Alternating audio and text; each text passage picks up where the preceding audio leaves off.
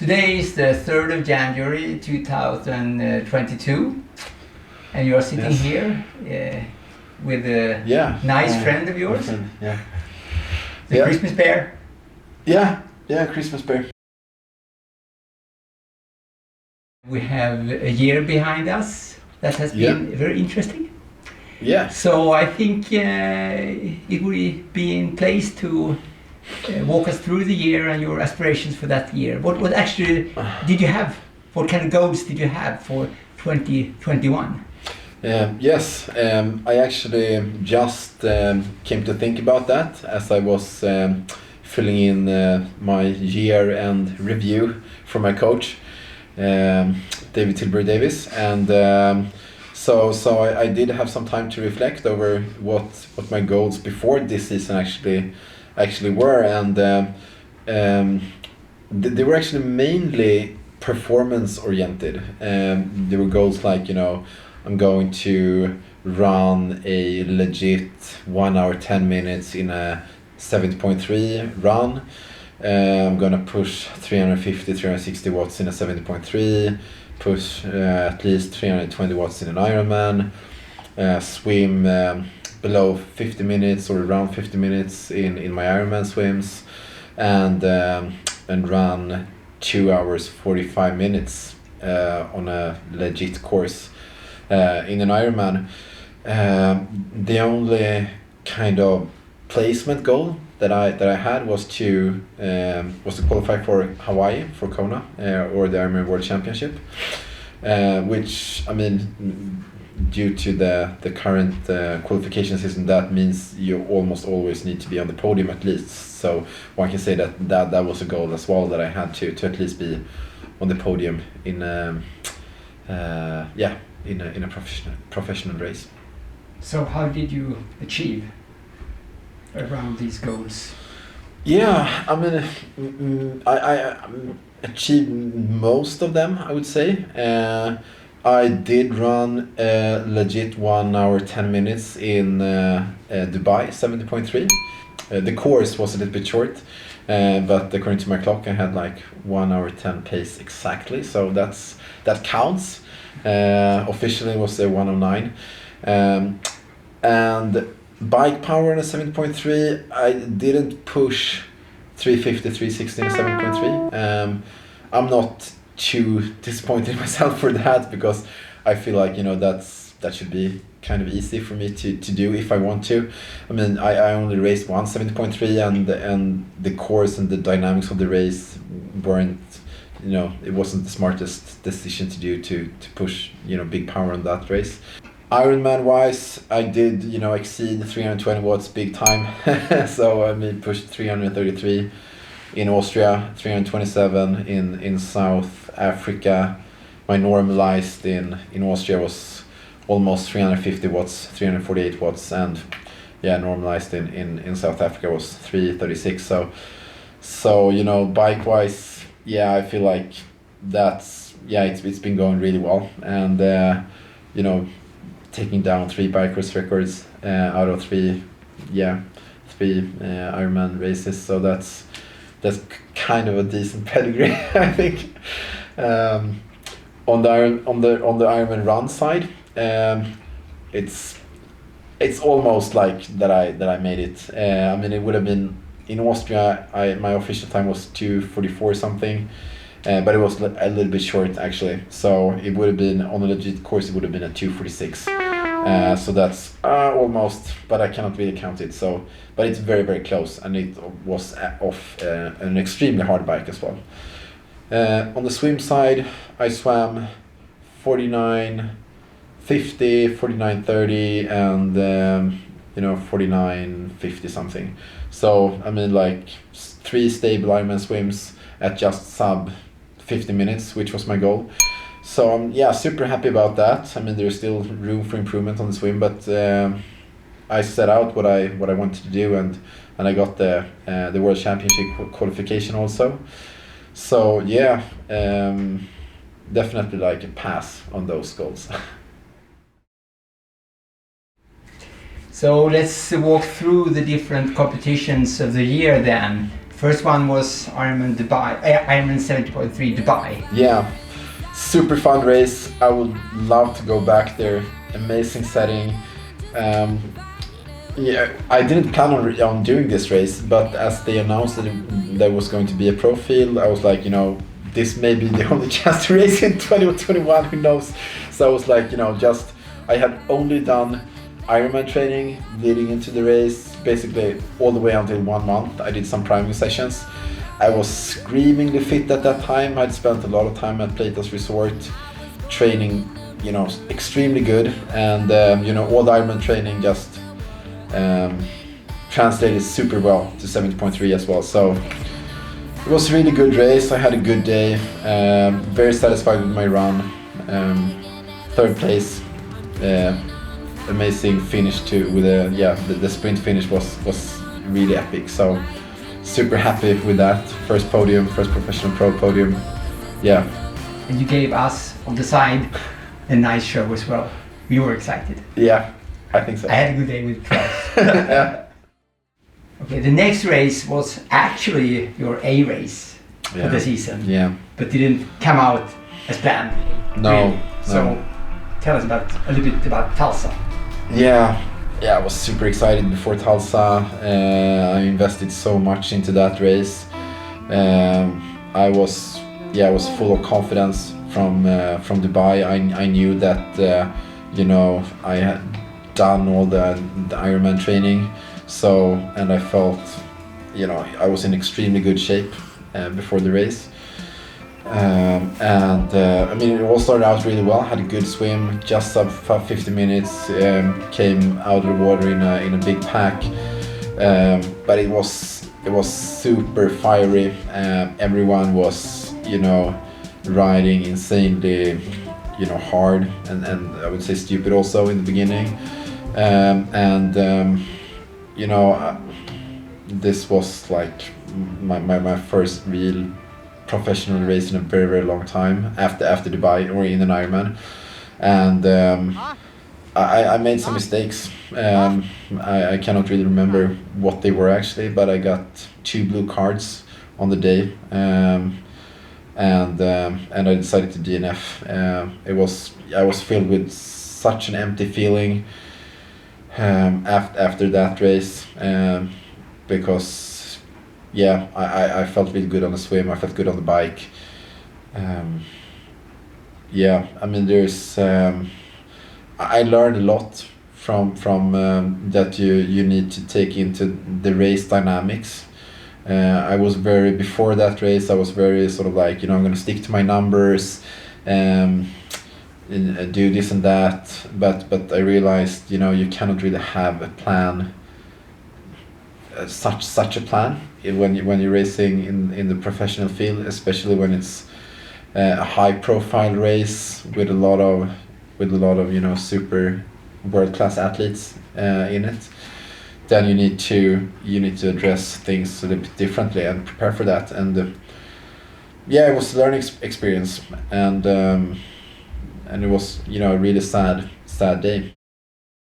So after Tulsa, you decided to stay in the United States to go for another race. That was my original plan, actually, to stay in the United States and do Ironman Cardiac. And so I did that. I went up to Bend in Oregon, and stayed with a really nice pro triathlete friend. We shared the same coach, Kayla Kobelin.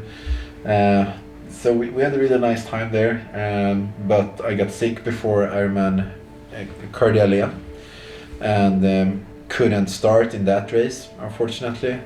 And then I decided to extend my stay in the United States for Ironman Lake Placid. And I was in a kind of a bad mental shape after I got sick before Ironman CDA. I was feeling, this whole season that started so well with the race in Dubai, I was slipping through my fingers, and now almost like the entire summer had passed. But I pulled myself together and managed to pull off a really good like 2-3 weeks training block up in Bend, and getting to Lake Placid. Yeah, I felt really good on the day. I did a very solid race, stayed within myself during the entire race, and I wasn't at peak fitness, but I still delivered some decently good numbers, and yeah, it was enough to win the race. So yeah, that was something very, very special, of course. Kind of humble way of saying it. Yeah, sorry. I mean, yeah, but yeah, it was.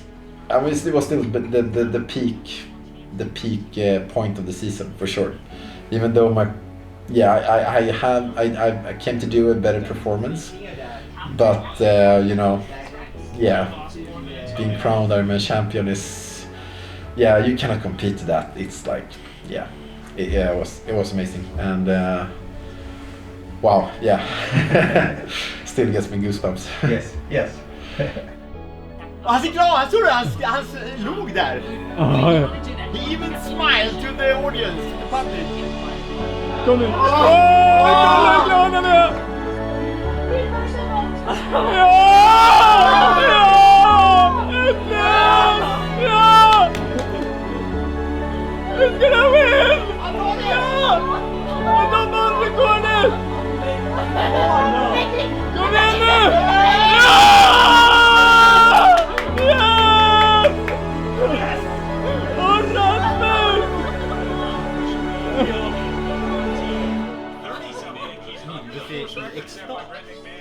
Under the course record! Yeah! Okay, so now you were qualified for the Kona. We thought, at least, it was for the Kona. Yeah. But then, and you didn't think, you didn't plan actually to start with to do another race before Kona. No. But then Kona was postponed. Yeah. And then also cancelled. So you decided to put in another race in the fall. Yeah. That was Austria. Yeah, definitely, and I've been dying to do that race for a long time.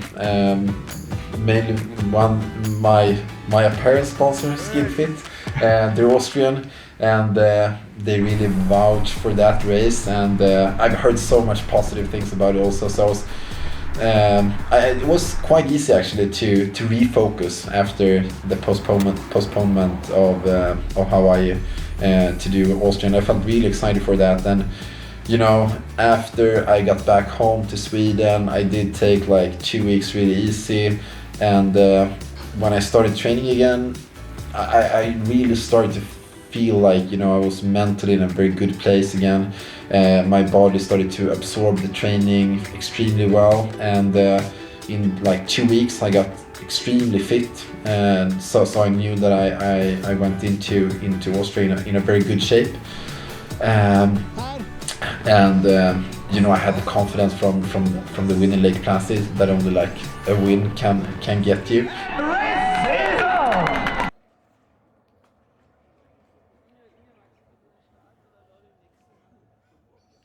So, what about this view? It will be coming from there in 5 to 10 minutes or so. Yeah, and that race was incredible. It was racing-wise, it's the best racing experience I've ever had. It's like I've been dreaming about, you know, being able to race the race, like to race an Ironman race, like it's a race. You know, you go full throttle from the start. You know, just doing like suicide on the bike, and yeah, I was extremely tired after I jumped off the bike, and I thought, you know, there's no way I'm gonna have to DNF. But the kilometers, they just kept ticking away, and you know, I had so many ups and downs during the run. First it felt, you know, I felt really bad, and then after halfway through, then I got up in the lead, and that was an amazing feeling again. And then I realized that, you know, super force, Dennis Chevrolet was striking from behind, doing like an incredible run split, running 2:35. So and we fought it out, you know, all the way until the end. So and I felt like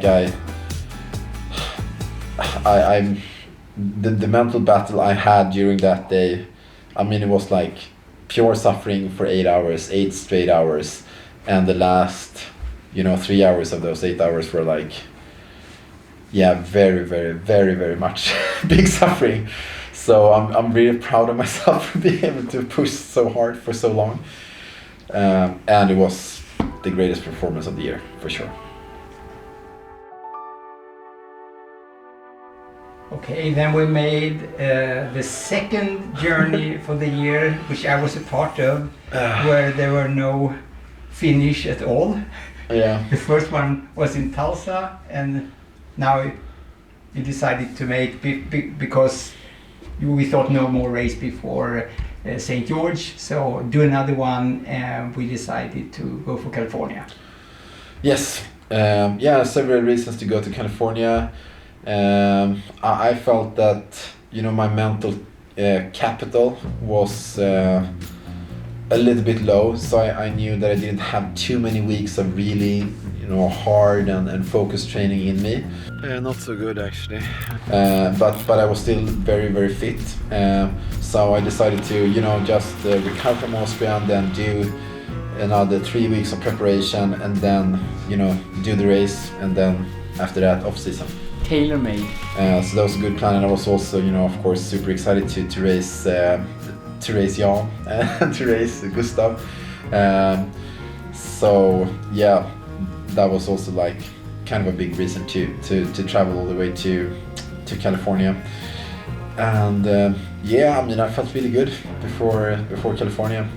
I had some issues with the equipment before in the weeks leading up to the race, but during race week I felt great, and the day before the race also super great on the bike. So but then yeah, you all know the race got cancelled due to thunderstorms, and yeah, that really sucked, of course, but it wasn't at all like Tulsa. Then I was, you know, furious at myself. This time, I mean, it was just, you know, to accept it, and but it was an unnecessary trip.